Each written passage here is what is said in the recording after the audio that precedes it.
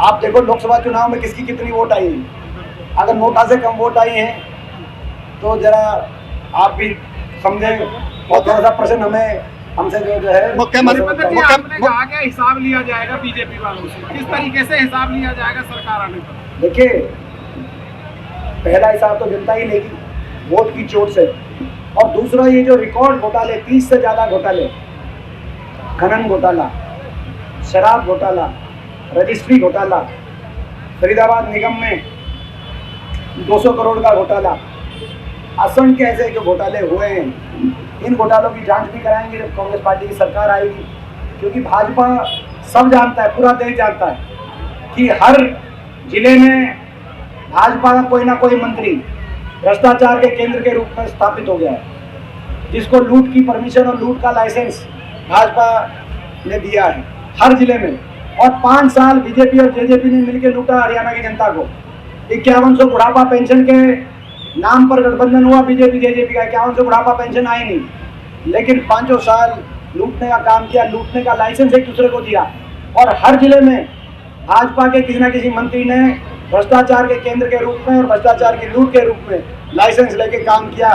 फरीदाबाद वालों से पूछो, 5 पिछले 10 साल फरीदाबाद को किस किसने लूटने का काम किया, बताओ भाई।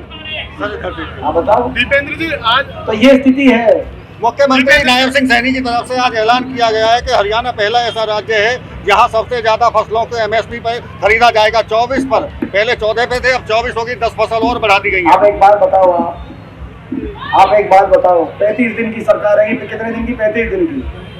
अब वो फसल बढ़ाने की बात कह रहे हैं।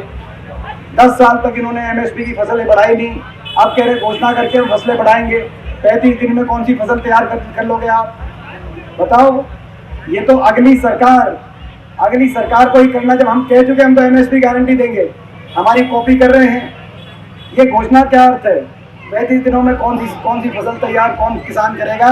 10 साल से करना था तो 10 साल पहले करते, करना था तो कम से कम 1 साल पहले ही कर देते। अब तो वे खुद ही स्वीकार कर रहे हैं कि किसान के साथ इतना अपमान किया कि उनकी फसल, किसान को उसका भाव नहीं मिला, इसीलिए अब ये फैसला करना पड़ रहा है। 10 साल क्या किया? मनोहर लाल कह रहे हैं कि मुद्दा छीन लिया है कांग्रेस से किसानों को एमएसपी बढ़ा के फसलों की। कौन कह रहे हैं? मनोहर लाल। भाई मैं मनोहर लाल जी के बारे में यही कहना चाहता हूँ, भाजपा ने उनसे जो है मुख्यमंत्री का पद ही छीन लिया। तो क्यों छीना? कौन सा मुद्दा छीना कांग्रेस से भाजपा ने? खट्टर साहब ये सोचें कि कितनी उनकी सरकार की अलोकप्रियता रही होगी कि भाजपा को चेहरा बदलने की आवश्यकता पड़ गई इलेक्शन से 1 महीने पहले।